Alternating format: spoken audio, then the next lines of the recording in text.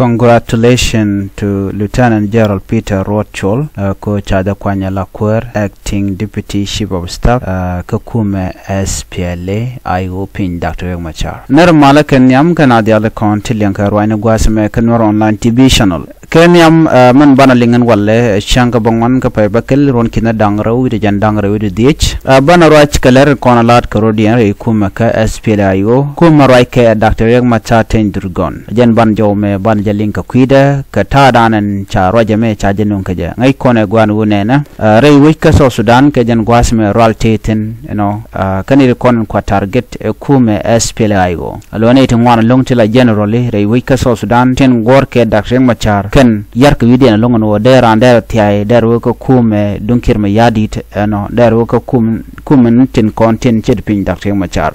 ko jando badana shaje gono jando ba Dr. Riek Machar baje tul kaje gwai bana jo me banje chulinkel mala breaking news gwasme men gorliang Lieutenant General wun mishal ke Peter Rothschild ka jo mishalat gwasme shakap ka acting deputy chief of staff for administration ka kume SPLA IO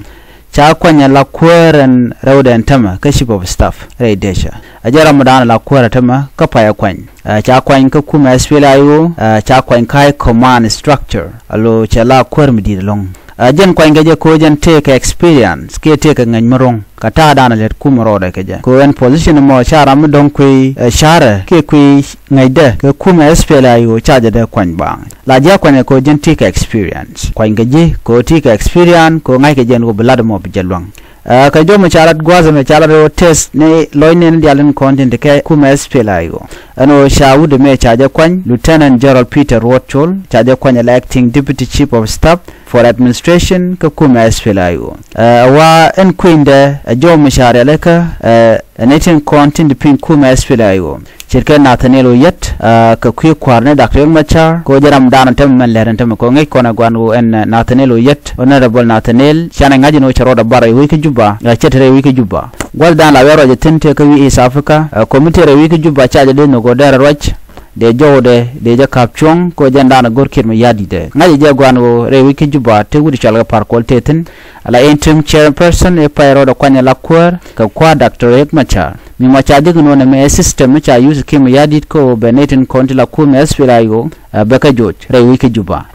men ken SPLA IO tam ka jan gwasme ke de inten content rar kan kwaran konan shar bare wiki juba mikan dial shaga mamre wiki juba ka gwase dan antam shi konde rai ko te ke kuma SPLA IO malar ke dungde de lano ba Dr. Riek Machar baje kwan ke baje luñ no ke baje wojba no jen ta dan kon tenen tam aduna man ken SPLA IO nene dine SPLA IO katen tel mushika dak kan ka dak ne tan dien karo dien kate konte jetiay kene de jetiay kate konte te kel ka jang kene de kon ten chale intimidate ashiang wa ko dong baje mo ke yo baje jur den bishu tiay ka rara dien dong mo dwala jen ko dong ba wona ka ji ka che jima mo ngwa mo bichu tiay ngwa dum che kon ngaje ne ka janna paido ge dan che te ke bond ngwan nong te tiay ko kuma SPLA IO to ga kuma kirma yadit kan te tiay ka gwaze dan quick kan lot ka me tiay kan gaje o chaga jugono ci kwarun caje yen chatel duom biawon yam kaje jeni sha chulinga no ci kum ke mu yadi che chular no ne dial en force mitega SPLA IO ke bonti mit bonati teno re wika so Sudan ke liwo bukano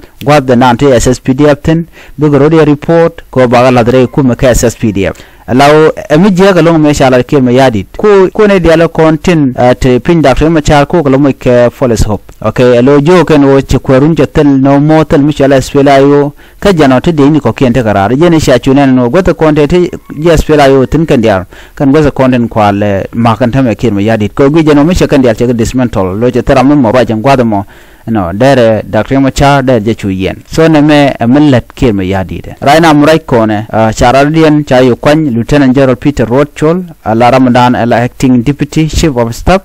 ko bel be kwere be jalat ko sha kuma SPLA IO charge bi go jor ka ta dan dong ge jor ge bonten ko ken anyam bi angaj bo Dr. Riek Machar ba jelun very soon so jo me je nana go de nya yekel an ban yo je le radien bi ataka mal bye bye.